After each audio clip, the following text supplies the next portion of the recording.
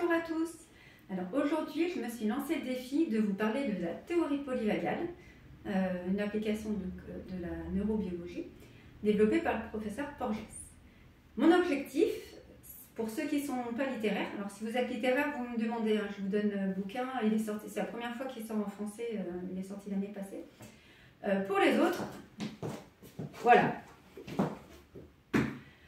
Donc, c'est quoi la théorie polyvagale? C'est utilisé beaucoup pour traiter les traumas. C'est une science qui permet de comprendre en quoi le système nerveux intervient dans les relations sociales. Voilà, pour vous la faire courte, c'est ça.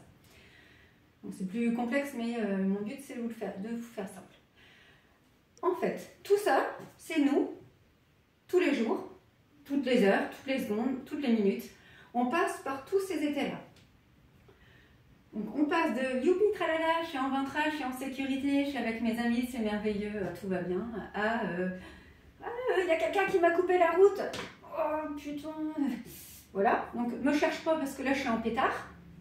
Le dossier Lambert, non, je sais pas de quoi tu parles, non, c'est pas moi qui, non, il était pas sur mon bureau, pas moi qui l'ai perdu, je sais pas. De toute façon laissez-moi tranquille, je suis vieux, laissez-moi mourir. Voilà. Et tout ça, c'est nous. Voilà. Donc, vous n'êtes pas schizophrène. Vous pouvez vous réveiller le matin comme ça. Il y a un chauffard qui vous coupe la route, vous passez par là. Il y a votre patron qui vous met la pression alors que vous ne savez même pas quoi faire. Vous savez complètement oublier. Alors, vous versez dans la mauvaise foi et vous rentrez chez vous le soir complètement vidé en disant laissez-moi tranquille, je ne fais pas le dîner, je vais me coucher. Voilà. Donc, on a beau passer par tous ces endroits-là, on ne s'en rend pas forcément compte. Et c'est ça qui est intéressant avec la théorie polyvagale, c'est de se rendre compte à quel moment on change. Et pourquoi? Parce qu'en fait, c'est notre nerf vague qui joue un petit peu à ça. Il va se demander en permanence, est-ce que je suis en sécurité? Alors, c'est un réflexe complètement archaïque, sauf que ça s'adapte aux situations de maintenant. Si votre patron vous crie dessus, vous n'êtes pas en danger de mort. Pourtant, votre système nerveux va avoir l'impression que vous êtes en danger de mort. Donc, il va passer de là, à youpi, tralala, je suis content, à là, là ou directement là. Et ce qui est intéressant, c'est vraiment de se rendre compte de ça. Se dire, mais pourquoi j'étais de bonne humeur ce matin, tout allait bien, puis d'un seul coup, je suis là, ne me parlez pas, je m'en fous. En fait, je suis... Ouais, c'est votre nerf vague. Parce qu'à un moment donné, entre là et puis là, il s'est passé un truc. dont vous n'avez pas conscience, hein, parce que justement c'est complètement inconscient, mais ça ne passe pas par le cerveau. Ça passe direct du système nerveux qui va vous faire changer d'état. On appelle ça des états. Donc là, pour parler en termes techniques, on a le ventral, le sympathique agressif, le sympathique fuyant et le dorsal. Donc pourquoi? À cause du nerf vague en fait. Parce qu'il y en a un qui passe devant et l'autre qui passe derrière. Et ventral dorsal. Donc ça, je vous passe les détails, ce n'était pas le but de la vidéo.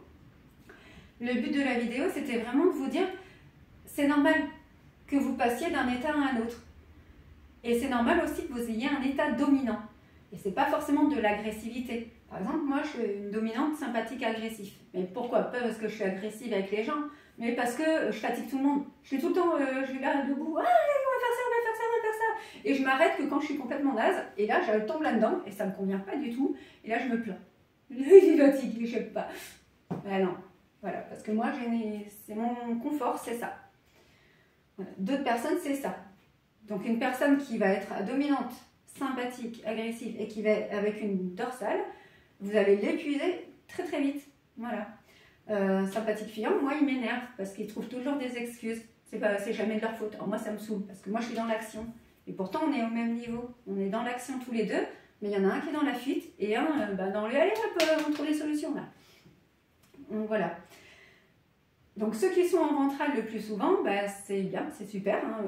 Bravo pour vous, vous êtes un peu moins anxieux et moins soucieux que les autres. Pour autant, ça ne veut pas dire que vous n'avez pas ces états-là de temps en temps. L'intérêt de cette théorie, c'est de se rendre compte et de se dire, ok, là, si je lève tout mon jus là, je vais me trouver très très fatiguée là. Donc peut-être je vais arrêter de m'agiter et je vais peut-être apprendre à me reposer. Alors pour moi c'est très dur, mais j'apprends à me reposer, j'apprends à me dire ok, là maintenant tu vas t'arrêter, tu vas te mettre volontairement dans cet état là, mais en repos. au lieu d'être malade dans ton lit avec 42 fièvres parce que tu en as trop fait. Voilà. Donc ça, c'est l'étape d'après. La première étape, c'est de se rendre compte de tout ça.